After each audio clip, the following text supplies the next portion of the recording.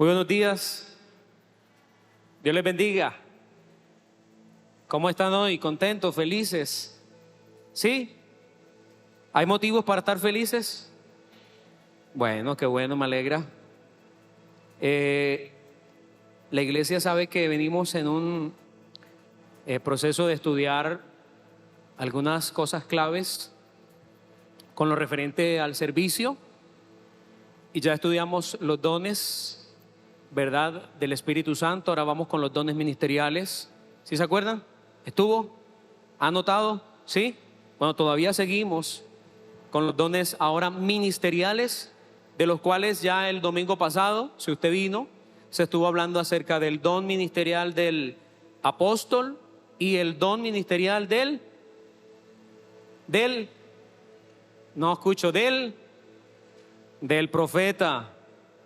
Fue interesante. Sé que el tiempo hay veces nos apremia para hablar cosas muy interesantes sobre todo, pero se quiere dejar ya como que algo claro y evidente frente a la evidencia de esos dones dados por Dios a la iglesia. Entonces vamos ahí al texto introductorio. Hoy vamos a hablar de si puede ponerla.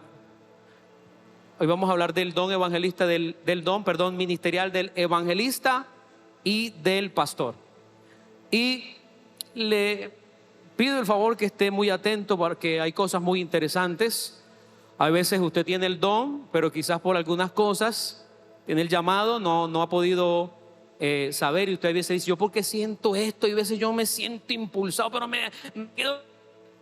Vamos a ver, de pronto es que tiene el don, tiene el llamado ministerial.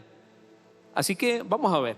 Entonces vamos al texto introductorio, que es Efesios capítulo 4, versículo 11 en adelante. Pero yo quiero leer el 10 ahorita.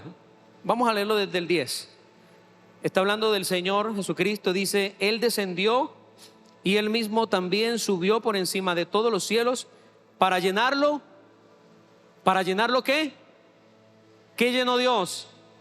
¿Qué llenó el Señor Jesucristo? Así que la iglesia está llena de Él. ¿Usted lo cree? Denle un fuerte aplauso al Señor por eso. Estamos en la plenitud del Señor. Y por esa plenitud, y porque Él llenó todo, sigue diciendo: Él mismo constituyó a unos apóstoles, a otros profetas, a otros evangelistas, a otros pastores y maestros, a fin de perfeccionar a los santos para la obra del ministerio, para la edificación del cuerpo de Cristo, hasta que todos lleguemos a la unidad de la fe y del conocimiento del Hijo de Dios, a un varón perfecto, a la medida de la estatura de la plenitud de Cristo. Amén. Señor bendito, Señor, gracias por llenarlo todo, Señor. Gracias por llenar tu iglesia de tu plenitud. Gracias por darnos dones, Señor, regalos, Señor, especiales, para que podamos estar preparados de manera, Señor, maravillosa para honrarte, para servirte, Señor. Y qué bueno es conocer todo ese equipamiento. La iglesia, Señor, tú, mi Rey, le has dado, Señor, los recursos, todos los recursos maravillosos para hacer lo que tú nos has demandado, y es llevar el evangelio a todas las naciones de la tierra y a toda criatura, Señor.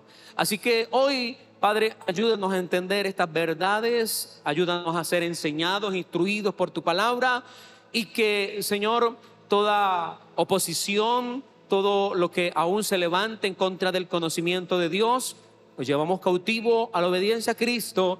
Y, Señor, te pedimos que nos puedas asistir en esta mañana para poder hacer lo que hoy estamos haciendo, y es enseñar tu bendita palabra, en el nombre. Amén y amén. Ok, comenzamos entonces diciendo que los dones, el llamado ministerial, lo hace el Señor Jesucristo. Es claro esto porque hay veces nosotros tenemos la tendencia, ¿verdad?, hay veces sentir de parte, digamos, de nosotros y no viene de Dios, y eso es delicado y más adelante lo vamos a entender por qué.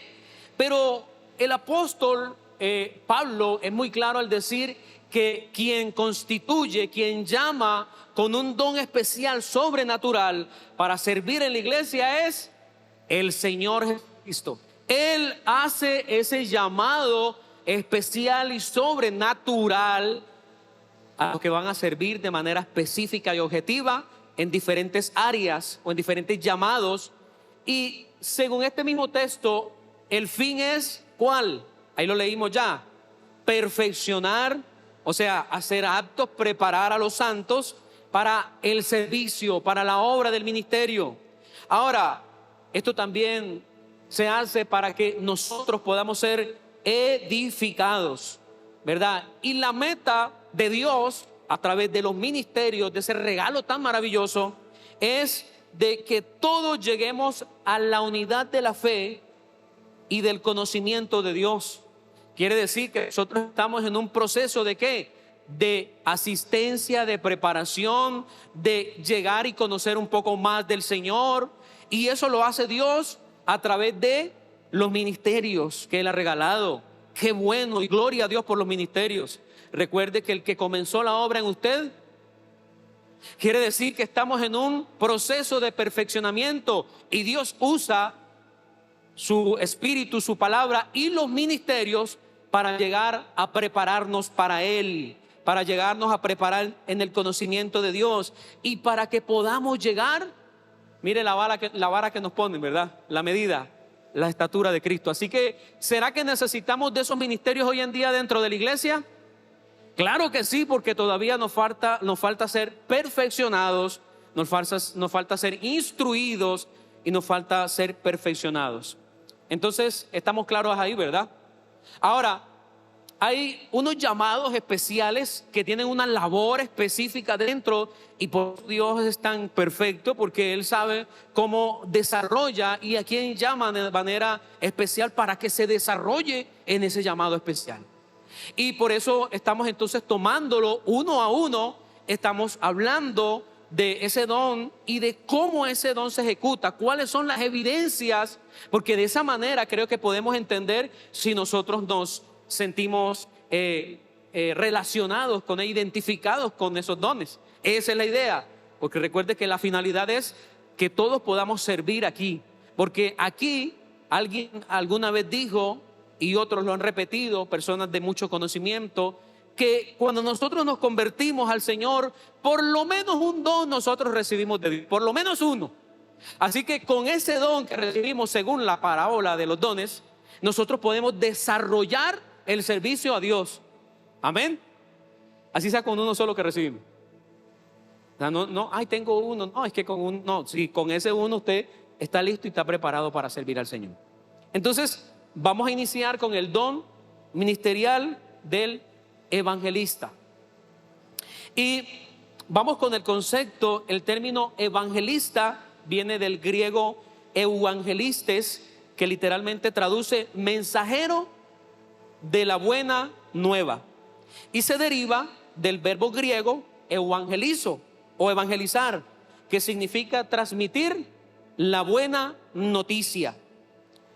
Usado en sentido general, aplica a lo que estamos obviamente enseñando, es cualquiera que proclama el evangelio de Jesucristo. Este es o sea, no solamente el que tiene el don, sino cualquiera que predica el evangelio es sino que hay unos que tienen el don, y esto entonces ya se refiere al que es llamado por Dios mediante una capacitación ministerial y una asistencia sobrenatural, con el objetivo de dar propaganda o propagar el evangelio de Cristo a toda criatura. El evangelista es uno que demuestra pasión.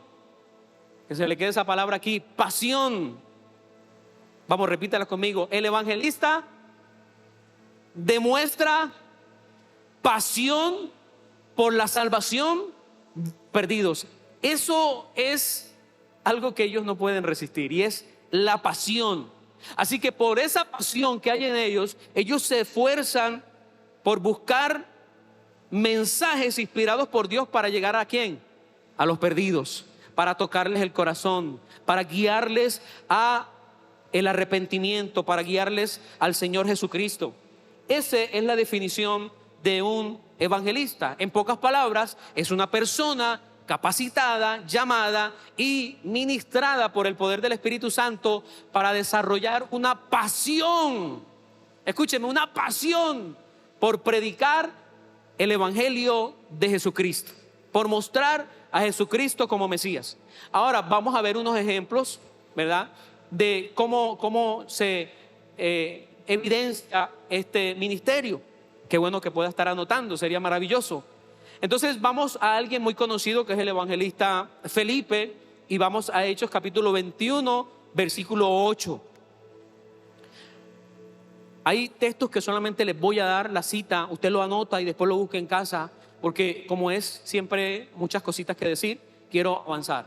Entonces dice Hechos capítulo 21, versículo 8, al otro día, sí, saliendo Pablo y los que él estábamos, fuimos a Cesarea, y entrando en casa de quién, dice ahí, de Felipe, ¿qué?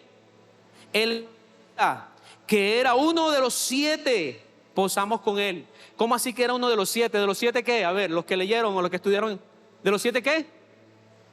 ¿De los 7 qué? No, de los 7 evangelistas no. De los 7 diáconos escogidos por la iglesia primitiva, o por la iglesia inicial. Recuerda que los apóstoles dijeron: no es bueno que nosotros nos ocupemos de todas las cosas del servicio. Mire, hemos descuidado a las viudas y atender a los necesitados. Vamos a hacer algo. Escojamos a 7 varones llenos del Espíritu Santo, de buen testimonio y llenos de sabiduría, para que hagan esta labor. Y entre esos estaba ¿quién? Precisamente este señor llamado Felipe. Pero ahí ya había evidencias de que él, además de ser un diácono, un servidor, ya lo conocían como un evangelista. Esto fue en el segundo viaje misionero de Pablo, cuando él regresaba, al tercer viaje misionero, cuando él regresaba a Jerusalén. Él entró ahí a la casa de él. Él tenía unas hijas que eran, bueno, no voy a extenderme, ya está ahí, que me gusta a veces, pero no. Entonces escuche esto, hay una evidencia de que ya a este hombre lo decían que era evangelista, ya había evidencias. Vamos a ver las evidencias. Hechos capítulo 8, versículo 5. Vamos a ver qué nos dice, qué pasó por qué había esa evidencia de que el Felipe era un evangelista. Lo tiene Felipe, Hechos capítulo 5, versículo 8, 5. Entonces Felipe descendió a la ciudad de Samaria, les predicaba a Cristo, y la gente unánime escuchaba atentamente las cosas que Felipe decía, oyendo y viendo las señales que hacía.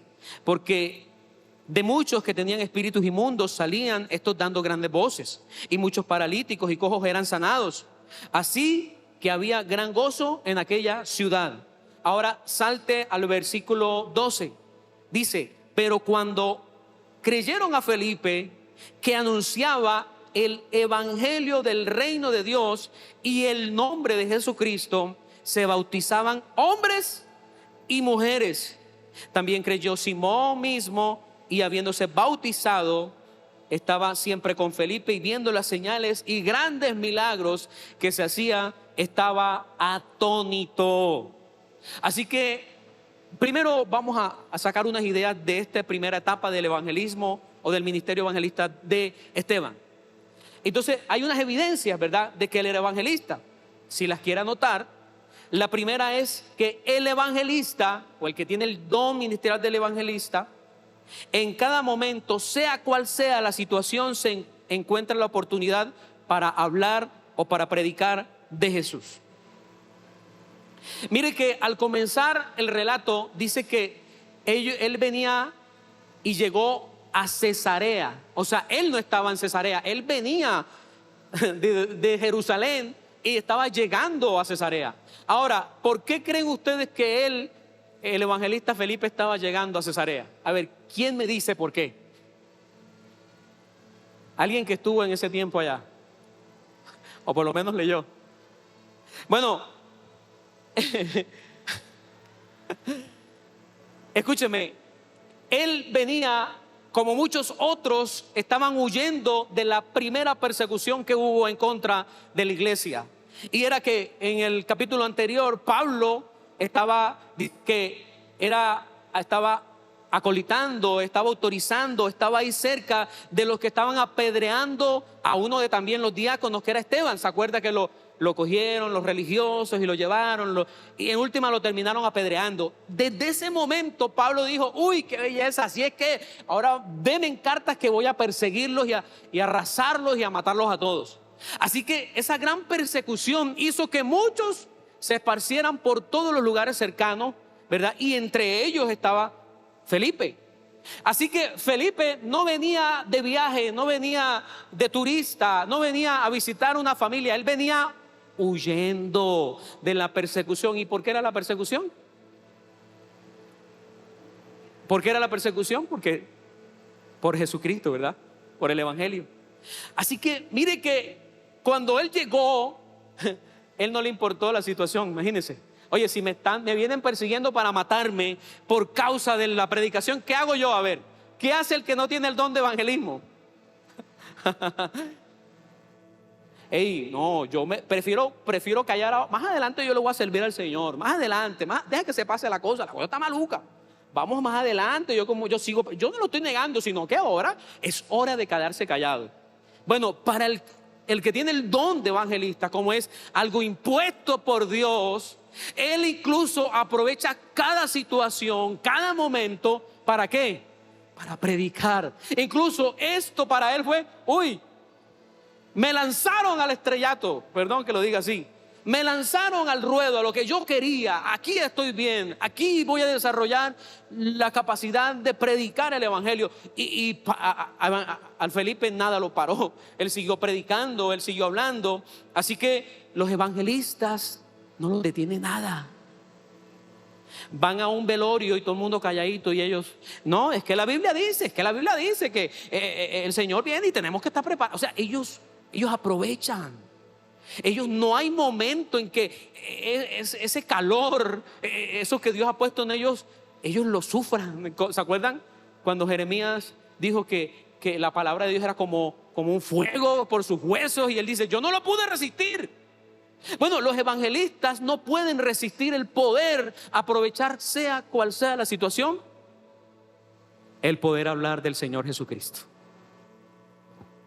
Otro punto es que se enfocan en la persona de Jesucristo. ¿A quién dice que predicaba Felipe? A ver, ¿a quién? ¿Cuál era el enfoque de él? Jesucristo. Ahí dice el reino, y les predicaba el reino de Dios y el nombre de Jesucristo. Los evangelistas tienden a centrar en la exaltación de Jesucristo como camino, verdad y vida. Ellos no le dan cabida a otra clase de temas. Ellos siempre, su motivación es que la gente pueda conocer en quién se ha depositado la salvación. Otro punto más es que proclaman el evangelio con poder. A ver, ¿qué tenía Felipe? Además de, más bien, ¿por qué fue que a Felipe lo tomaron como un diácono? A ver, ya yo lo dije. ¿Por qué? ¿Qué había? ¿Qué testimonio había de ellos? Que eran llenos, eso es muy importante, que eran llenos del Espíritu Santo. Segundo, que tenían buen testimonio. Y tercero, que eran llenos de toda sabiduría. O sea, que ellos comprendían la Escritura. Y por eso mismo, al estar Felipe lleno del Espíritu Santo, él podía moverse, que es otro punto, pero lo voy a unir, los dos puntos. Se pueden mover en una atmósfera de fe, lo cual produce algo maravilloso, y es milagros, sanidades, liberaciones. Los evangelistas, por causa de la convicción que han recibido de parte de Dios, ellos pueden transmitir seguridad cuando hablan de Jesucristo. No es como cuando a veces uno dice: bueno, vamos a orar para ver si Dios te puede sanar aquí. Y el que está diciendo está dudando también y va a orar. Imagínense, el que está orando duda. Los evangelistas por causa de ese don y de la convicción que tienen de la revelación de Jesucristo en sus vidas, ellos llevan seguridad a la hora de orar, a la hora de ministrar. Y esa atmósfera de fe trae como resultado, ¿sabe qué? Sanidades gloriosas. Usted sabe que hace poquito pudimos evidenciar eso en la vida del pastor Eduardo Cañas. La gente lo escuchaba y la gente, yo veía a la gente cómo estaba atenta. ¿Y qué se evidenció? El respaldo sobrenatural. Amén. Amén. Ahora, hay otro caso más donde Felipe también se evidencia esa calidad de evangelista, ese llamado. Y es el mismo capítulo 8, pero ahora vamos al versículo 26 hasta el 39. Voy a tratar de parafrasearlo para ahorrar tiempo.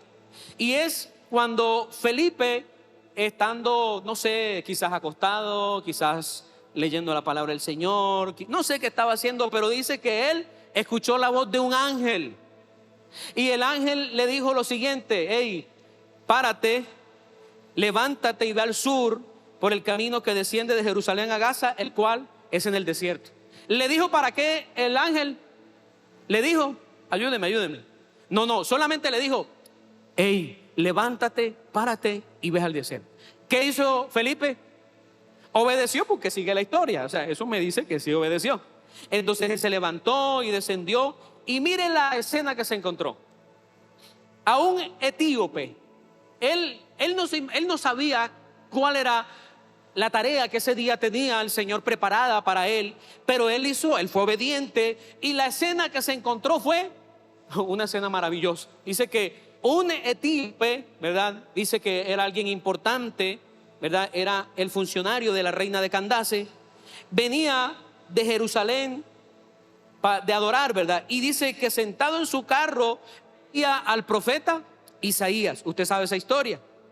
Y ya ahora no le habló el ángel, sino que ahora en el versículo 29 dice que le habla.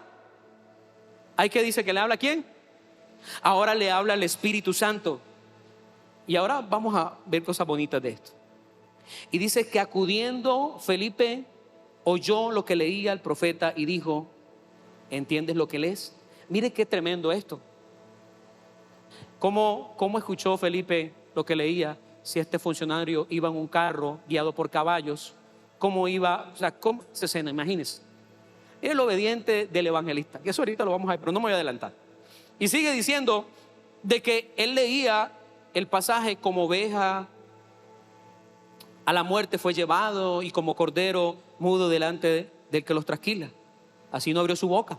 En su humillación no se le hizo justicia, mas su generación, ¿quién la cortará? Fue quitado de la tierra su vida.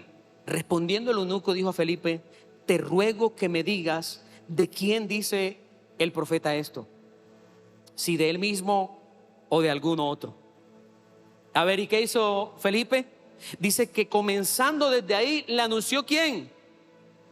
Ya lo tratamos. El evangelista siempre busca llegar ¿a dónde?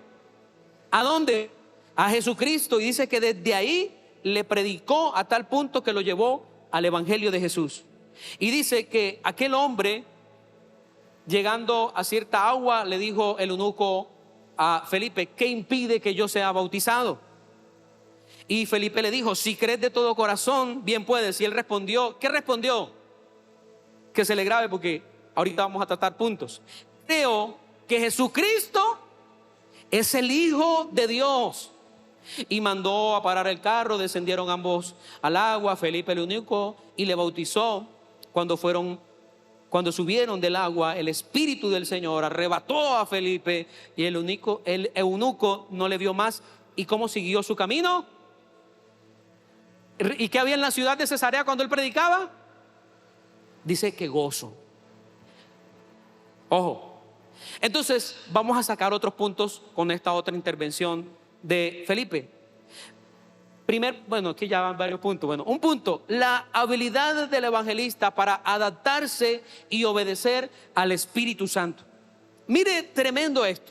Cómo Felipe obedeció al ángel. Como Felipe, estando allá, él no dijo, ay, pero estoy ocupado, ¿para qué me mandas para el desierto? Y ahora que yo iba, no. Él fue obediente a la voz del ángel. Ahora, después ya no solamente el ángel llegó al lugar y me imagino que se paró. Bueno, el ángel me dijo que esperara aquí, o que, bueno, que viniera hasta aquí, al camino. Y cuando de pronto vio los caballos con el carruaje, y ya, ¿y ahora qué? Y el Espíritu entonces le dice, hey, Felipe, acércate a ese carruaje. No le dijo más nada todavía. Qué tremendo, ¿no? Mire cómo es tan tremendo la obra de Dios. Y bonito, porque aquí puedo ver algo. La participación en el Evangelio, no solamente participamos nosotros activamente, sino que participan los ángeles y también participa el Espíritu Santo. Qué bonito, ¿no? ¿Sí se da cuenta lo bonito, lo acompañado, lo asistido que estamos nosotros?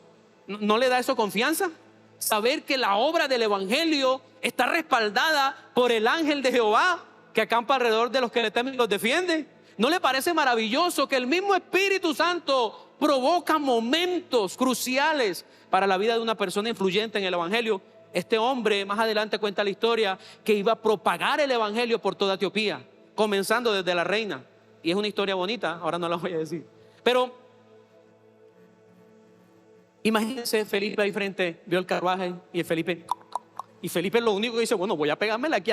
El carro no estaba parado, ahorita porque dice que más adelante él paró el carro y descendieron. Quiere decir que el carro ¿cómo iba? O sea que Felipe tuvo que hacer esto, pegársele ahí y escuchar. ¡Ey! Aguanta. ¿Sabes lo que él es? Y como esto era propiciado por el Espíritu Santo, y el hambre y la sed que tenía aquel hombre de Dios era tan grande que él dijo, ay, ¿por qué nada? No sé, tú me puedes explicar. Y ahí se propició la conversión de este eunuco etíope. Y podemos sacar otras cosas más. Pero entonces un evangelista siempre está atento a lo que Dios quiere hacer, a cómo lo quiere hacer. Él no lo limita el tiempo, a él no lo limita nada, a él no lo limita la situación, ya la estudiamos, a él no lo limita. Después que el Espíritu Santo le hable a esta persona, lo único que hace es obedecer. Por eso es tan especial. Otro punto es la habilidad para explicar las escrituras y aplicarlas a la vida. Mire cómo desde esa escritura él llegó ¿a dónde? Al Evangelio. Recuerde que para aquel hombre él no sabía nada. Él tenía la intención de adorar a Dios, pero él no sabía. Y cuando él leía esto, escúcheme, y tan bonito Dios que ya se estaba manifestando el deseo de salvar a los gentiles. Mire que él dice, yo no entiendo. Y ya él conocía, porque el evangelista Felipe era judío. Y recuerde que para los judíos esta escritura no pertenece a Jesucristo, porque todavía están esperando un Mesías que no viene como un corderito inmolado, que viene como un león a traer orden, ¿verdad? Y a exaltar a esta nación. Eso es lo que ellos esperan. Entonces en ese momento él pudo aplicarle la escritura. Y saben que los evangelistas, no sé si usted una vez ha escuchado un evangelista, ellos tienen una gracia para tomar la escritura de una manera que usted le llega al corazón. Ellos tienen algo que cuando le hablan, mire, yo he escuchado evangelistas cuando hablan, cuando predican, yo digo, oye, a mí no se me hubiera ocurrido eso. Tremendo, ¿no? Como ellos llevan la escritura y toda la finalidad es poder mostrar la salvación a través de Jesucristo. Eso es una habilidad que tienen ellos. Ahora, algo más, y era la capacidad que ellos tienen no solamente para predicar, para hablar, para que Dios los use en milagros, sino también para confirmar la salvación. Y el evangelista también trae consigo resultados en conversión y bautismo. Y aquí quiero ser claro con algo, y no voy a desmeritar el trabajo que algunos hacen con lo que voy a decir.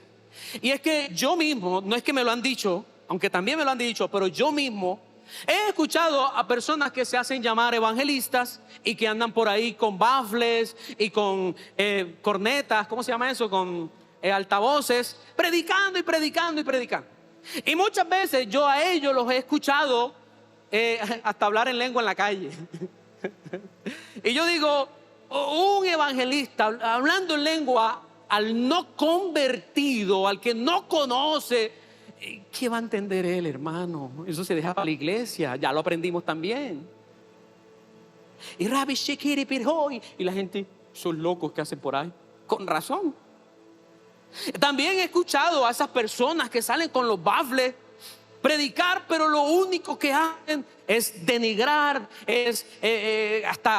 mire, llevan a la persona a una culpa, lo llevan a que, mejor dicho, se sientan lo peor de lo peor. Mire, la gente en última termina regañada, acusada, con mire, lo peor. Ellos terminan y no, pero yo para qué voy a ir a la iglesia si ya me dijeron que no tengo oportunidad. Pero escúchenme, esa no es la idea. La idea de un evangelista es llevar la palabra al corazón, pero no provocar culpa, provocar arrepentimiento y deseo de buscar al Señor.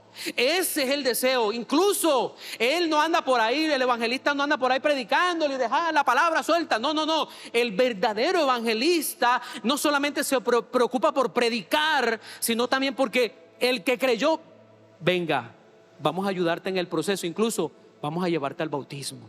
Y lo veo porque cuando Felipe habló con el etíope, mire que allá habla de bautismo y le hizo una aclaración. ¿Crees que Jesucristo es el Hijo de Dios? Él dijo, sí creo. Entonces, el evangelista no solamente es llevar, sino encargarse de esa parte. El evangelista se preocupa por el estado de aquellas almas que han recibido al Señor y los lleva a ser cimentados o a ser consolidados. Ese es la labor del evangelista. Aunque algunos piensan que solamente no, yo soy evangelista porque predico. No. Bíblicamente hay un orden también para esa predicación. Ahora vamos a dejar, el tiempo avanza, a Felipe y vamos a tomar al apóstol Pablo. Otro ejemplo de cómo también tenía en su ministerio apostólico un enfoque evangelístico. Y lo podemos notar en todo, desde que hace su aparición en el libro de Hechos capítulo 9, donde comienza a hablar del deseo de Pablo de predicar, de mostrar a Cristo. Él dice que apenas le fueron abiertos sus ojos, él enseguida lo que quería, y dice, y predicaba a Cristo. Y la gente decía, oye, pero nos confunden, este no era el que nos perseguía y ahora, ¿cómo así? O sea, el deseo de Pablo era predicar, y lo podemos de ahí en adelante ver en todo el recorrido ministerial y misionero que hizo, en las ciudades que visitó. Siempre el deseo del apóstol era llevar el evangelio a donde quiera que iba, en cualquier circunstancia, con persecución, con puertas cerradas, con cualquier situación. Pablo no fue callado. Incluso cuando fue encerrado en la cárcel, él dijo, yo estoy preso, pero la palabra de Dios no está presa. Y ahí me demoraría mucho hablando de él. Pero hay algo clave en Primera de Corintios capítulo 9 versículo 16. Hay algo clave de Pablo y que yo le quiero transmitir esto a usted. Dice, pues si anuncio el evangelio, no tengo por qué gloriarme, porque me es impuesta necesidad. Y mire la expresión con dolor que hace el apóstol ahí. Eso es una expresión de dolor. ¡Ay! ¡Ay de mí si yo no predico el evangelio! Esto me habla de lo que él sentía cuando él no podía hacerlo. Era una necesidad intrínseca que tenía Pablo a la hora de hablar de Cristo. Y esto habla entonces de que también tenía un don de evangelista. Incluso lo relaciono. El que tiene el don de evangelista también tiene un enfoque misionero, porque él va por ahí, él no lo para nadie. Él es el que quiere salir de las cuatro paredes. Él quiere salir y ver qué es lo que la necesidad del Señor Jesucristo. Ahora, para concluir este ministerio, no podemos olvidarnos del llamado ministerio general que tiene la iglesia como evangelistas también. La iglesia tiene un papel muy importante en el ministerio del evangelismo. La tarea de llevar el mensaje del evangelio y compartir la fe que no solamente recae sobre algunos individuos en específicos, como los evangelistas, sino que también es una responsabilidad colectiva de nosotros como creyentes. Y creo que esto es fácil respaldarlo, ¿verdad? ¿Usted se acuerda de la orden que dio el Señor Jesucristo? Y lo conocemos como la gran... Ay, ¿se lo olvidó ya? La gran comisión dada por el Señor Jesucristo. Nos narra Mateo en el capítulo 28, versículo 19, que dice lo siguiente: por tanto, id y hacer discípulos a todas las naciones, bautizándoles en el nombre del Padre y del Hijo y del Espíritu Santo, y enseñándoles a que guarden todas estas cosas que os he mandado. Y he aquí, yo estoy con vosotros todos los días hasta el fin del mundo. Mire, todavía el mismo Señor Jesucristo hace una aclaración de que esta labor tan necesaria y con tanta responsabilidad no es que vaya pues predique. No, Él dice: yo los voy a asistir en medio del llamado a la evangelización. Yo voy a estar con ustedes, yo los voy a respaldar. Y mire, tan bonito Dios, ¿verdad? Él dice: el evangelista tiene un llamado especial y yo a él le pongo más carga. Pero a la iglesia, Marcos capítulo 16, versículo 15, no nos deja así como que vayan y prediquen. Mire lo precioso del Señor. Y les dijo: id por todo el mundo y predicad el evangelio a toda criatura. Y el que creyere fuere bautizado será salvo, mas el que no oyere será condenado. Dame el otro versículo, por favor. Y estas señales seguirán a los que creen: en mi nombre echarán fuera demonios, hablarán nuevas lenguas, tomarán en las manos serpientes, y si bebieren cosas mortíferas no les hará daño. Sobre los enfermos pondrán sus manos y sanarán. O sea que mire, esto no solamente es para los que tienen el llamado, que pueden ministrar bajo esa atmósfera de fe y de milagros. La iglesia que se compromete también con este llamado, también le siguen los milagros, también le siguen las sanidades. Pero tiene que haber un compromiso, ya no por el don que nace, sino por el compromiso, por la orden, por el llamado del Señor general a predicar el evangelio. ¿Qué tal? Maravilloso, ¿no? Dios es bueno.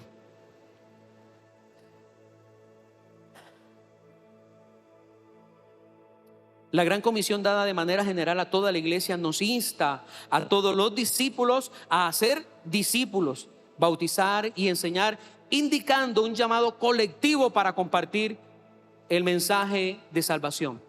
Vamos a resumir todo. Mientras que algunos individuos pueden tener el llamado específico al ministerio de evangelista, la iglesia en su totalidad tiene la responsabilidad de participar y la tarea de llevar el evangelio a todo el mundo y hacer discípulos. Amén y amén. ¿Qué tal les parece eso? Bonito, ¿no? Ahora entonces vamos a entrar a unos distintivos que ya los leímos, ya yo los hablé, pero se los voy para los que quieren tomar apuntes y eso. Los distintivos, o sea, lo que los distinguen de otros ministerios, algo especial. Dice que comunican el evangelio de Cristo con claridad y convicción. Ya yo les dije que por eso era que Dios les usaba tanto, por la convicción que transmitían. Buscan oportunidad para hablarles a inconversos sobre asuntos espirituales. Ya lo hablamos. Retan a inconversos a la fe a que lleguen a ser seguidores consagrados. Vemos el caso de Cesarea y vemos el caso de también el eunuco. Adaptan su presentación del evangelio para que se acople con las necesidades del individuo. Ya también lo hablamos. Buscan oportunidad para establecer relaciones con personas inconversas. Imagínense la oportunidad que buscó Felipe con el etíope. Ahora, cualidades: sincero, sencillo, respetado, influyente, espiritual, confiado y sobre todo comprometido. Advertencias: tremendo esto. Necesitan recordar que les es el Espíritu Santo y no la culpa la que motiva a la persona a decidirse por Cristo. Estuvimos hablando de esos que andan por ahí, que no motivan a la gente por el Espíritu que obra, sino por lo que dicen, por cómo ¿Sí o no? Mejor dicho, muy bien. Deberían evadir a llegar a ser críticos de otros, al recordar que todos somos testigos, pero no todos tenemos el don de evangelista. Eso pasa muchas veces con estas personas que sienten ese fuego y claro, ven a otros que no, como que no tienen esa misma calidad, ¿verdad? A la hora de desempeñarse en el evangelismo. Entonces ellos dicen: ay, ¿tú qué? Levántate, era lo flojo, hay que predicar, hay que hacer, es que hay que, mire cómo las almas, y comienza. Cálmate, ventarrón, cálmate, que tú tienes el don, tú tienes la asistencia divina, eso está en ti, esa es tu esencia. Tranquilo que el otro también lo hace, pero a la manera que él puede, él es testigo. Cálmate, espérate un momentico, no maltrates a los demás porque no lo hacen. ¿Y sabe por qué aclaro esto? Porque yo alguna vez, por escuchar a esos evangelistas y sus historias asombrosas de que subían a la montaña y allá le predicaban a los indios y se montaban en los buses y a altas horas de la noche y yo decía: ay, yo ¿por qué no siento eso? Y yo decía, y hasta me hacían sentir mal en algún momento. ¿Serio? Uno escucha esas personas que hacen cosas que uno dice: ¿qué nivel? ¿Cómo les da el valor? Hermano, tranquilo, que esa es la capacidad dada por Dios, esa valentía, esa capacidad, ese esmero, esa pasión. ¿Recuerda que hablamos de pasión? Entonces por eso no vamos ahí entonces a maltratar a los otros hermanitos. No, déjelo, que él trabaja para la obra de Dios de otra manera. Y eso es lo que buscamos con esto, que no nos sintamos mal, sino que podamos distribuir las cargas y el servicio de Dios de manera responsable, pero como Dios manda. Y lo último, necesitan escuchar con cuidado, porque el mismo acercamiento no es apropiado para todos. ¿Qué hizo Felipe cuando llegó a Samaria? Llegó de una manera, pero después escuchó a Dios y lo hizo de otra manera. O sea, quiere decir que de la misma manera como el evangelista quiere predicarle a uno y fue efectivo en un lugar, cámbielo, hermano, porque déjese guiar, porque hay otras necesidades que se necesitan llegar. Amén. Listo, hasta ahí dejamos el don del ministerial del evangelista. Ahora vamos con el don ministerial del pastor. Padre Santo. Vamos con el concepto. El ministerio del pastor se centra en el cuidado espiritual y el liderazgo de una comunidad de creyentes. En griego es la palabra pastor es poimen, que significa el que cuida a los rebaños. Pero dentro de ese significado no es solamente el que les da de comer. No, eso habla de otras características, de otras cosas.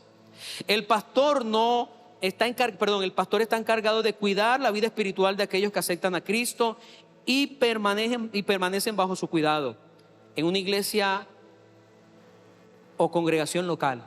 Pastor es un término que indica cuidado, celo, ternura por las ovejas de Jesús. Los pastores desempeñan roles como guías espirituales, maestros, consejeros y líderes, buscando nutrir y edificar la congregación.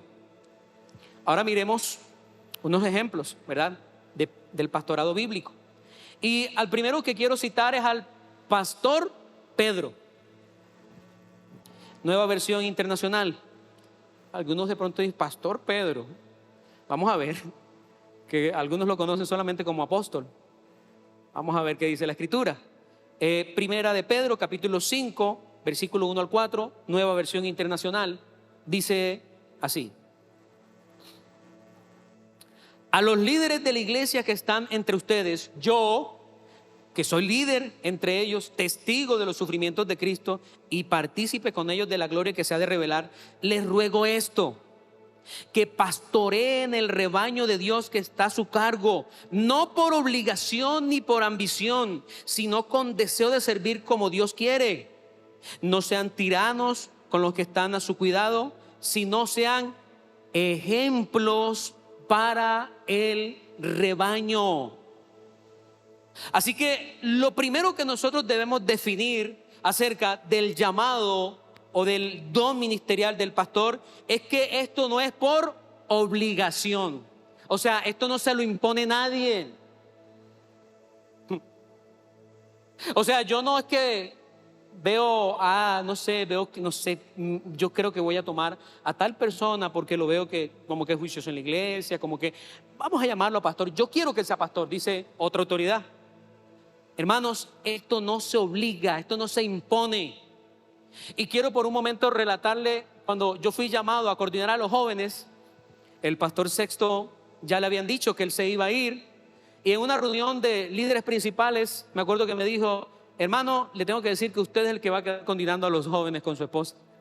Y yo me eché a reír, yo le dije: no está ni tibio, no señor, yo no me veo ni siquiera como coordinador, ni como pastor me veo, porque la verdad era esa, nunca me vi así. Me gustaba el servicio, me gustaba el liderazgo, eso me fascinaba y lo hacía con mucho, pero no me veía nunca como pastor. Así que lo primero fue resistirme, no. Pero él me dijo: lo que pasa es que ya Dios me dijo. Y yo le dije: bueno, me lo tiene que decir a mí también entonces. Y saben, Dios me lo dijo, por eso estoy aquí. Sí, esto no es por obligación, por imposición. Esto lo hace libremente la persona porque hay un llamado dentro de ellos. Algo les confirma, alguien les confirma, Dios les confirma de que están siendo llamados. Lo segundo es que no es por ambición. Quiere decir que el ministerio del pastorado no puede ser por motivaciones equivocadas. Nadie puede llegar a ministrar, y ahora van a saber por qué, de una manera equivocada en el pastorado. ¿Por qué? Porque más adelante se va a ver en problemas. No debe ser. El pastor Pedro dice que no es por la plata, dice por ambición de dinero. Y es verdad que esto no es por plata, amado. Definitivamente. Algunos lo harán por plata, pero tendrán que rendirle cuenta a Dios. Pero definitivamente esto no es por plata, se lo puedo asegurar. Él sigue diciendo, sino que debe ser con deseo de servir a Dios. O sea, esto es algo que le nace a aquel hombre por desarrollarse en el servicio a Dios en la comunidad de creyentes. Y sigue diciendo algo más. Por eso no se deben portar como tiranos, como dueños. Porque a ver, ¿de quién es la iglesia? Ay, pero no los escuché. ¿De quién es la iglesia? No se escucha. ¿De quién es la iglesia? De Jesucristo. La iglesia es de Cristo. Nosotros, y me incluyo ya, hemos sido llamados a administrar, a cuidar, a nutrir, a velar, a pastorear. Pero el dueño de la iglesia, el que dirige la iglesia, es el Señor Jesucristo. Por eso los pastores no pueden adueñarse de la iglesia, no pueden ser gobernantes de la iglesia. Ellos son administradores. Y hay algo más que dice el apóstol Pedro, y dicen: ellos tienen que servir y tienen que ser ejemplo. El que tiene el llamado a ser pastor, que aquí hay muchos aquí entre nosotros, ahorita les voy a contar una experiencia que tuve. Son personas que cuando piden es porque ya han dado. Cuando exigen es porque ya van adelante. ¿Por qué? Porque lo que decía antes, ellos no son tiranos, ellos no son dueños, ellos no son jefe de nadie. Tenemos un único jefe, tanto ustedes como yo tenemos un único jefe, y ese jefe es el que les vamos a obedecer todos. Eso es claro. Pero hay algo más. Esto se pone bueno. Los dejé con la duda. Bueno, para algunos, yo sé que otros sí saben. Porque yo dije que le hacían caso al pastor Pedro y que había evidencia bíblica de que él era pastor. Era porque el mismo Señor Jesucristo, nada más y nada menos, en Juan capítulo 21, versículo 15 al 17, teniendo una conversación así de tú a tú, con todas las máscaras quitadas, el Señor comienza a hacerle unas preguntas, y al finalizar cada pregunta y cada respuesta, el Señor le dice: Pedro, apacienta mis corderos. Pedro, pastorea mis ovejas. Pedro, apacienta mis ovejas. Así que yo creo que con esto no nos queda duda de que él era un pastor. Amén. Muy bien, vamos a pasar a otro ejemplo, y es el ejemplo de Timothy. Usted sabe que yo ahí medio cancaneo en inglés, no, mentira. Timoteo, en las epístolas, en las cartas, paulinas, primera y segunda Timoteo, nos proporcionan toda la evidencia del ministerio pastoral de Timoteo, quien era un joven líder en la iglesia primitiva. Pablo le hace un llamado a Timoteo conociendo del buen testimonio de su fe genuina en Jesús. ¿Dónde está eso? Anótelo porque no creo que nos dé tiempo a leer. Hechos capítulo 16, versículo 1 y 2. Dice que la gente en Listra daba buen testimonio de la fe en Derbe y en Listra daban testimonio de la fe del joven Timoteo. Y esto le ayudó a Pablo a entender y a reconocer que en Timoteo había algo especial, que Timoteo lo iba a ser una ayuda para él en sus tareas misioneras, pero también a la hora de enviarlo a poner orden, a administrar y a enseñar en algunas iglesias que estaban naciendo en ese tiempo. Entre ellas la iglesia de Corinto, de la iglesia de Filipo, y donde él fue pastor por mucho tiempo, que fue la iglesia de Éfeso. ¿Eso lo dice la Biblia? Claro que sí. En primera de Timoteo 1:3 dice que fue enviado a Éfeso para poder enseñar acerca de doctrinas que no eran las correctas. En primera de Corintios capítulo 4 versículo 17 fue enviado a Corinto, a la iglesia de Corinto, para arreglar algunos desórdenes que habían. Y ustedes saben los desórdenes que ya los tratamos también. Unos desórdenes que habían, y fue enviado, Pablo envió a Timoteo para que pusiera orden. Y en Filipenses capítulo 2 versículo 19 fue enviado para traer consuelo a los hermanos de la iglesia de Filipo. Entonces aquí hay suficiente evidencia y muchas más. Por eso le digo, es una tareita, léase primera de Timoteo y segunda de Timoteo, y ahí va a encontrar todo lo que le estoy diciendo. Ahora, tremendo esto, Pablo le envió en la primera carta a Timoteo, en el capítulo 3,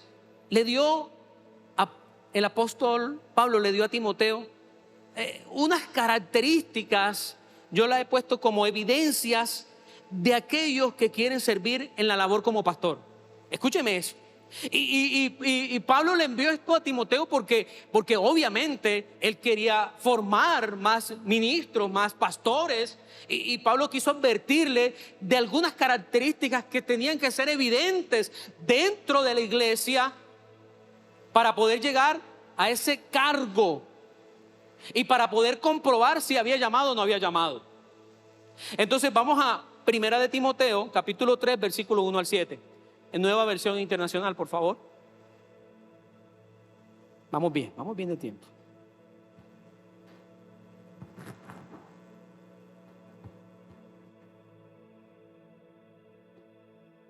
Dice, se dice y es verdad, si alguno desea obispado, a una noble función aspira. No podemos desconocer que el llamado al ministerio es una labor que dignifica. ¿Sí o no? Él lo está comprobando, dice, sí, es verdad. Se dice y es verdad. Pero, vamos a ver, él sigue diciendo. Así que el obispo debe ser intachable, esposo de una sola mujer, moderado, sensato, respetable, hospitalario y capaz de enseñar. No debe ser borracho ni violento, sino respetuoso, apacible y no amante del dinero. Debe gobernar bien su casa y hacer que sus hijos obedezcan con el debido respeto. Porque el que no sabe gobernar su propia casa, ¿cómo podrá cuidar la iglesia de Dios? No debe ser recién convertido, no sea que se vuelva presuntuoso y caiga en la misma condenación que cayó el diablo. Y se requiere además que hablen bien de él los de afuera. Que hablen bien de él los que no pertenecen a la iglesia, para que no caigan en descrédito y en la trampa del diablo. Entonces aquí podemos ver una evidencia o distintivos o cualidades que deben de tener los que están en ese proceso para que Dios los llame, o los que son pastores. Ahí, eso fue la idea del apóstol Pablo. Entonces yo los dividí en tres partes. Vamos a ver. Primero, en el carácter. Habla de carácter, ahí está hablando de carácter. Bueno, ahí está. Carácter, habilidades y advertencia. Primero, en el carácter dice que debe ser una persona intachable. Esto me indica que debe ser honesto, íntegro, recto. Habla de que debe ser casado con una sola mujer. Y usted sabe que eso me lleva a decir que esta persona debe ser fiel, fidedigna, leal. También dice que debe ser moderado, o sea, debe ser una persona sobria, calmada, mesurada. Debe ser sensato. Esto habla de prudencia, habla de responsabilidad. También me dice que debe ser respetable. Quiere decir que debe ser una persona seria, decente. También me habla de que debe ser hospitalario. Eso puede decirme de que debe ser amistoso, congraciado, acogedor.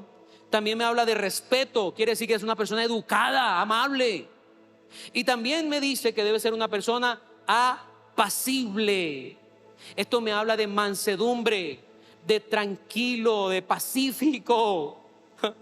Imagínense usted un pastor que no sea pacífico o que no sea sensato. Sigue ahora con las habilidades. En las habilidades me dice de que debe ser capaz de enseñar. O sea, debe estar calificado o debe ser idóneo para esta función. Incluso una de las principales funciones del pastor es enseñar. Y de enseñar bien. Y de enseñar lo correcto. Eso debe ser una habilidad. También dice que debe ser un buen administrador. Es cuando dice que debe gobernar bien su casa. Ahora, ¿por qué? Porque ahí mismo dice, hombre, si usted no sabe administrar bien su casa con los 2, con los 3, con los 4, con los 5, con los 6, no sé. Si usted no sabe bien hacer bien ese trabajo, o sea, eso es como que lógica, le pone el apóstol. ¿Cómo va a decir que va a administrar entonces el Señor, la casa, la iglesia de Dios? Es algo como que no concuerda, ¿sí o no? Entonces ellos deben de ser buenos administradores, no solamente del dinero, sino del tiempo, sino de cómo hacen las cosas, saber desenvolverse en todas las áreas y entre ellas la de su casa. Es muy importante que el pastor sea un hombre reconocido en su familia por buen testimonio, reconocido en su casa por buen testimonio. Amén. No le dé pena decir amén. Ahora, advertencias. No debe ser un recién convertido, un neófito. Y ahí nos dice por qué. No sea que se vuelva orgulloso, presuntuoso. Y eso ha pasado muchas veces. Hay personas que las llaman y les dan un cargo ministerial al no tiempo, una persona muy neófita, una persona muy de poco conocimiento y profundidad en la palabra. Y hermano, lo que se le hace es hacerle un daño a esa persona. ¿Por qué? Porque como ya leímos, esto es una posición dignificante, pero hay que manejarla con sencillez, hay que manejarla con nobleza. Y por eso esas personas, cuando no tienen esa capacidad, ese carácter, se pueden entonces salir del contexto del cual el Señor les ha llamado. También dice que no debe ser borracho. Imagínense. Bueno, muy bien, hasta ahí. Con eso digo todo. También dice que no debe ser violento. Esto me habla de ser impulsivo. Imagínense un pastor así impulsivo con esas ovejitas que son así bien difíciles, ¿no? Ahora verás que te voy a enseñar a respetar. Sí. Y ahorita se van a dar cuenta por qué es tan necesario que en vez de ser iracundo, impulsivo, tiene que ser noble, como ya lo hablamos. Porque hermanos, tratar con gente es lo más difícil, ¿verdad? Que cualquiera que ha trabajado en un trabajo de servicio al cliente, de ventas, usted sabe que nosotros somos bien complicados. ¿Lo reconocemos? Yo soy complicado, no crea. Y dice, otra vez recalca, estando de acuerdo con el pastor Pedro, no amante del dinero, no avaro, no codicioso. Ay, hermano, esto aquí no se trata de plata. Incluso para nosotros, y yo me incluyo, y para el que quiere esto, la plata tiene que quedar no sé en qué plano. Pero ya este servicio No se trata de dinero, hermano. Se trata de almas. Se trata de la gloria de Dios. Se trata de la eternidad, de nada material y pasajero. Así que un pastor debe tener en cuenta que esto, o las riquezas, o los deseos, o cualquier cosa de este mundo, para él debe estar en un plano demasiado de lejos, porque debe entender que lo que ahora él debe amar es a Dios sobre todas las cosas, a su familia, y dedicarse también a la iglesia del Señor. Y por último, la advertencia que da es acerca de que debe tener buen testimonio con los de afuera. Ahora, se supone, ahí no lo dice, que si se requiere tener buen testimonio con los de afuera, ¿qué debe pasar con los de adentro? Más todavía, ¿sí o no? Y ahí yo puedo entender, porque lo que dice aquí es para que no caiga en descrédito y en la trampa del diablo. Cuando hay personas que dentro de la iglesia son unos, y no solamente es el pastor, hablando en general, y afuera son otros, el diablo dice, esto me gusta. Así. Y comienza el diablo aquí a enlazarlos y a ponerles trampa, y comienza el descrédito, y comienza a hablar la gente, y comienza a sufrir ¿quién? El pastor. El evangelio comienza a ser señalado, y por eso se habla mal incluso del evangelio. Por eso el Pablo dice, no, es que los primeros que tienen que dar buen fe de que ese hombre ese joven tiene un llamado a pastor, son los de adentro. Esto no se trata solamente, y esto es muy completo, del llamado de Dios, de lo que ve su autoridad, sino de lo que la iglesia también puede aportar a la hora de decir, esa persona tiene un llamado pastoral. La iglesia también debe participar de entender que el llamado a pastor es un llamado espectacular, pero de mucha responsabilidad, amado hermano. ¿Y por qué digo esto? Porque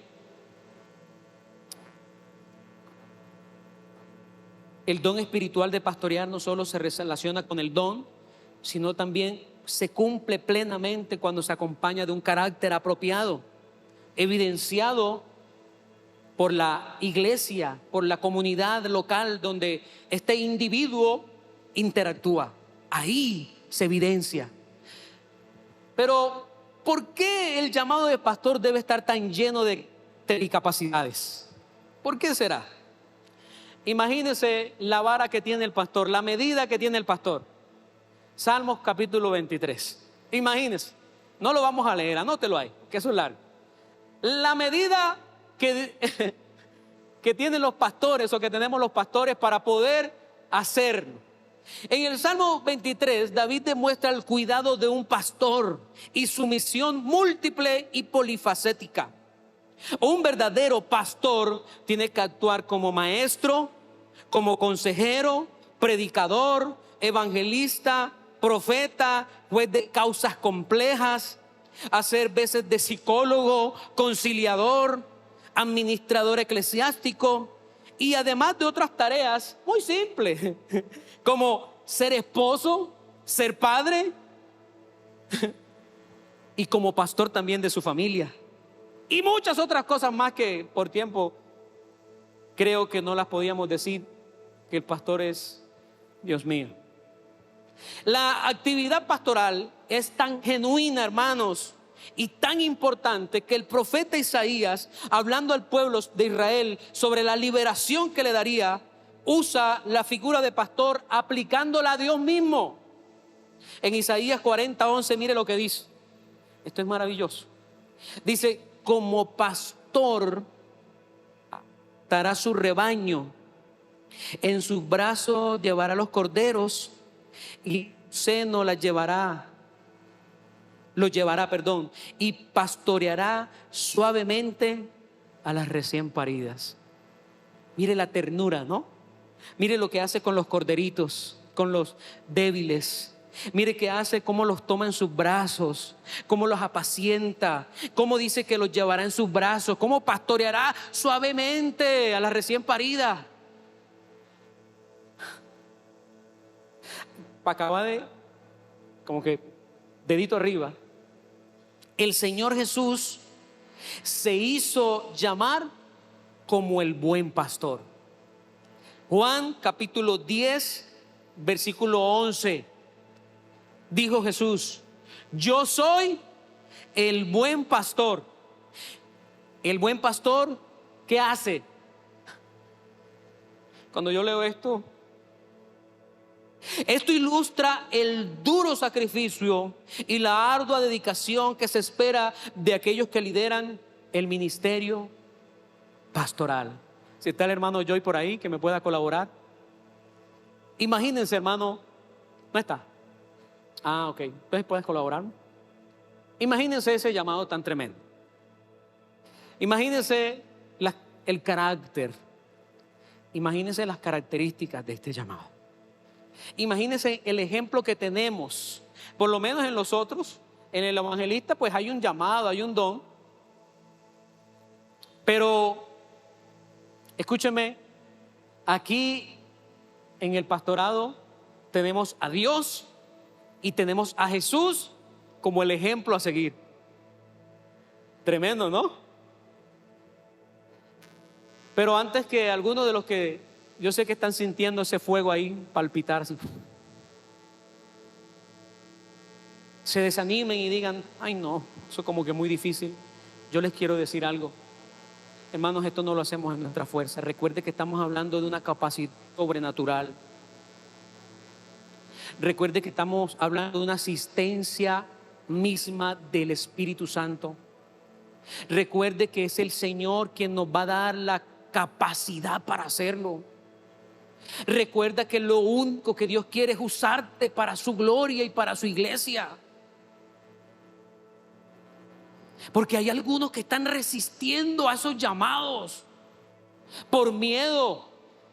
Hay algunos que se resisten porque, y si daré la talla, y mírame cómo estoy. No, escúchame. Es Dios quien va a confirmarte y te va a llevar a que tengas esa capacidad para ejercer ese ministerio. Pero sin antes, también te quiero decir algo. Con esto quiero cerrar. Y son las contrariedades del pastor, o las contradicciones de este llamado. Y a pesar de su honorable misión, el pastor es objeto de constantes contradicciones. La lista de contradicciones sobre lo que las personas piensan del pastor es amplia y variada. Pero aquí le saqué algunas para podérselas compartir. Resumimos, o yo he resumido esto en lo siguiente: si el pastor es activo, es ambicioso. Si es tranquilo, es holgazán. Si el pastor es exigente, es intolerante. Si no exige, es descuidado. Si se queda con gente joven, es inmaduro. Si se queda con adultos, es anticuado. Si busca actualizarse, es mundano. Si no está actualizado, tiene la mente cerrada, es retrógrado y desactualizado. Si predica mucho, es extenso y cansativo. Si predica poco, no tiene mensaje y no se preparó. Si se viste bien, es vanidoso. Si se viste mal, es desgarbado y desordenado. Si el pastor sonríe mucho, es irreverente. Si no sonríe, es un tipo duro y amargado. Cualquier cosa que haga el pastor, alguien piensa siempre que lo haría mejor que él. Puede parecer gracioso o grotesco, pero refleja un poco la opinión que muchas personas tienen del pastor de una iglesia local. De hecho, alguien ya había escrito diciendo: un pastor es una especie en peligro de extinción. Por eso yo hoy quiero tocar el corazón de ustedes para decirles: amados, la iglesia debe sentirse privilegiada de tener buenos pastores. Hoy te digo: cuida, ora, bendice, honra a tus pastores. Porque el trabajo que tienen ellos es un trabajo que no es fácil. Es un trabajo que, si no fuera por Dios, les aseguro que nadie alcanzaría a completar y a llenar la talla. Hoy en día No se imaginan la cantidad de pastores, según algunos estudios, que están renunciando al pastorado. Cantidades, miles de pastores renuncian al pastorado, y hay algunos que han optado por quitarse la vida suicidándose, porque la carga pastoral es mucha y muchas veces no la saben manejar.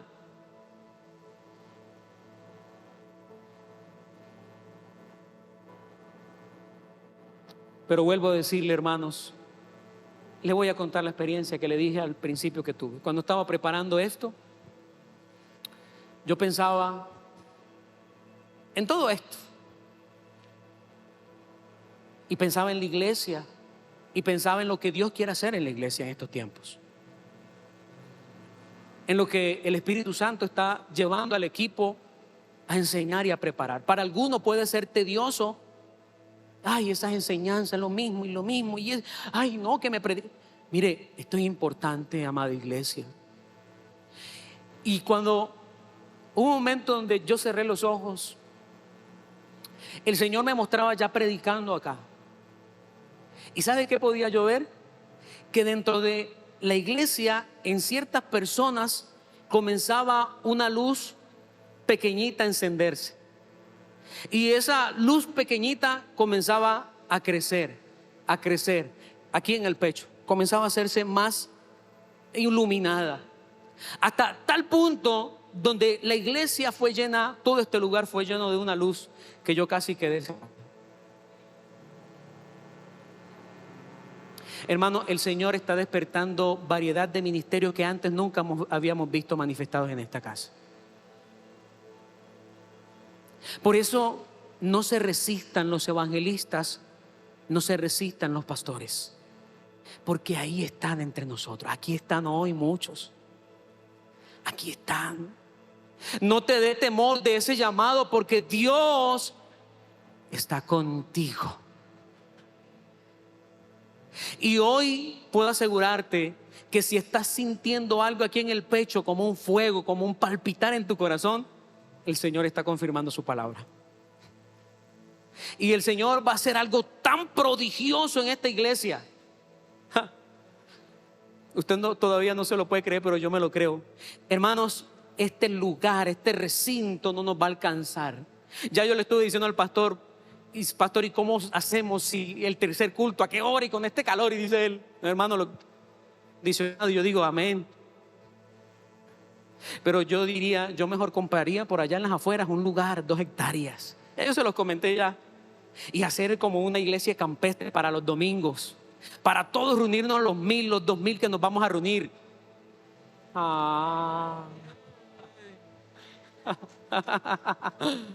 Ay, hermano, el Señor lo va a hacer, Él lo va a hacer, pero nos va a usar a nosotros para eso.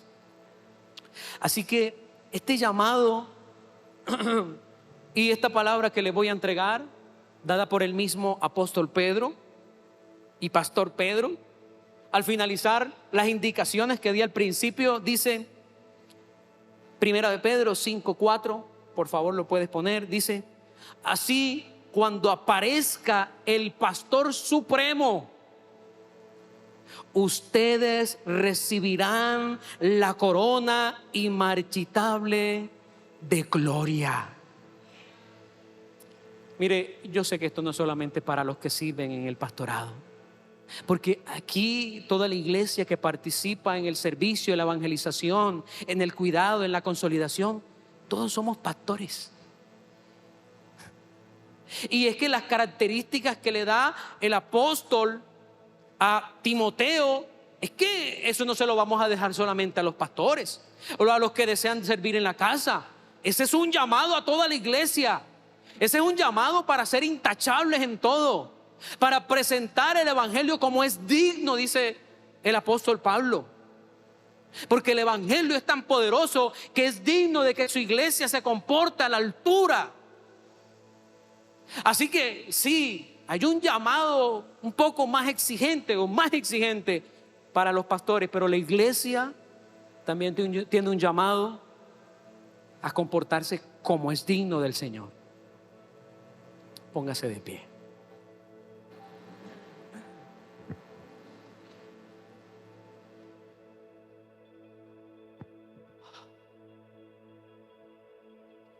Deme solamente unos minuticos, pero yo quiero que, si usted lo puede hacer, cierre sus ojitos allí. Y vamos a tomar un momento para reflexionar en lo que la palabra nos ha enseñado. Tome un minutico ahí y pueda usted ubicarse en lo que Dios está haciendo. Y pueda usted ubicarse en el llamado que el Señor hace, no a unas pocas personas, sino también a nosotros todos como iglesia. Ubíquese cómo es su testimonio. ¿Qué está haciendo usted para agradar a Dios? ¿Qué sacrificios? Porque Él ya se sacrificó, Él lo dio todo. Ahora, ¿qué debemos hacer nosotros? Dado de que tenemos unas responsabilidades, pero dichas responsabilidades Él nos da la capacidad, Él nos da los recursos, Él nos da la asistencia para que podamos cumplir esas responsabilidades a cabalidad. Amado hermano y amada hermana, no estás solo, no estás sola con el llamado, con la carga, con la responsabilidad que tienes. El Señor está contigo. Y vas a ver cómo el Señor te va a usar. Y vas a ver cómo va a poner palabra de ciencia, palabra sabia en tu boca. Y vas a ver cómo ya no vas a poder contener el deseo de predicar. Y vas a ver cómo al imponer tus manos va a haber sanidad, va a haber milagros. Vas a ver cómo predicar y cómo declarar el nombre de Cristo. Van a haber liberaciones. Es a ti el que el Señor quiere usar. Es a ti quien Dios quiere dignificarte con ese llamado. Por eso, iglesia, hoy en día, para entender que debemos obedecer al llamado del Señor. Qué bonito llamado, qué gracioso llamado, qué gracia, qué gracia. No somos merecedores de tan maravillosa dignificación, pero por Jesucristo hoy el Padre nos ha regalado la oportunidad de servirle. Levanta tus manitos y dile: Señor, capacítame para servirte. Señor, pon en mí ese querer como el hacer, en tu buena voluntad de hacer lo mejor para ti, de dar lo mejor, Señor, siempre. Cuando se trate de ti, yo quiero hacer lo mejor, yo quiero dar lo mejor, yo quiero, Señor, sacrificarlo todo.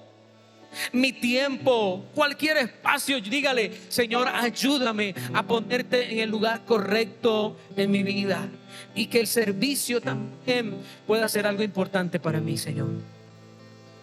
Señor, gracias te damos en esta mañana. Gracias por ministrarnos, por tu palabra. Gracias por hablarnos, Señor. Hoy la iglesia sale así como salió, o como se evidenció cuando Felipe predicó. La iglesia hoy sale gozosa, porque eso trae tu palabra, porque eso trae tu presencia, gozo, alegría en el Espíritu Santo para nosotros. Padre, te damos gracias, Señor. Te pedimos que hoy pueda ser un día especial, que podamos disfrutar el día del Señor. Y, Señor, que tú sigas obrando en la iglesia de manera especial, preparándonos, Dios, para lo sobrenatural que vas a hacer con nosotros aquí en Sagún. En el nombre de Jesús, amén, amén.